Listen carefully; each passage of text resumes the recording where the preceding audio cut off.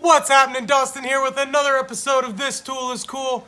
And what we got for you today is something that you're going to need if you're kind of in a pinch or a bind or if you need some leverage. So stay tuned, coming up.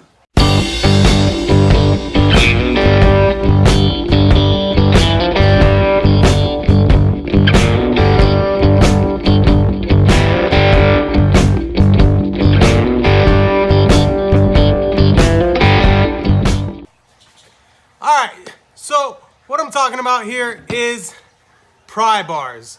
You get pry bars in all different shapes and sizes.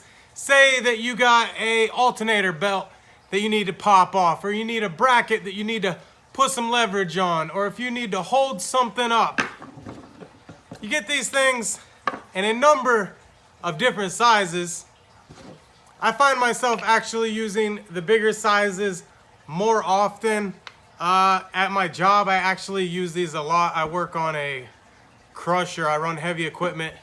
And you would be surprised how many times you actually use a pry bar. Say you need to hold an alternator up in its spot while you get that bolt just in the right spot. Or if you need to hold a wire harness out of the way while you get to something else, you can shove your pry bar in there, jam it in there, kind of get it right where you need it to be. Pry bars come in handy for a lot of different things. Now this set right here, it's a cheaper set. It's called Tool Shed. That's the name brand. I got it at Rural King. Went to Rural King, picked up these pry bars. This entire kit right here comes with four pry bars. I got it for about $12. So about $12. It's got little guards on there. Now, I mean, you could use, the smaller one for interior panels.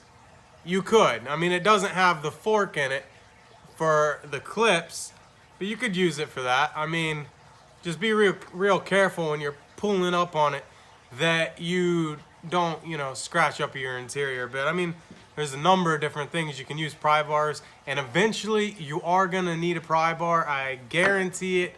You're gonna need one. I mean, sometimes when I'm doing brakes, I need a pry bar, not to push the brake cylinders back in, but more to pop the brake caliper off from the rotor is when you find yourself needing a pry bar. Just pop, comes right off, you're all good. Now, this set, like I said, around $12. Really can't beat that. I mean, pretty good material. I mean, they're pretty strong. It's not like it's gonna snap and hit you in the face or something crazy like that. This has been This Tool is Cool. I thank you for watching. I put up 2 videos every Sunday.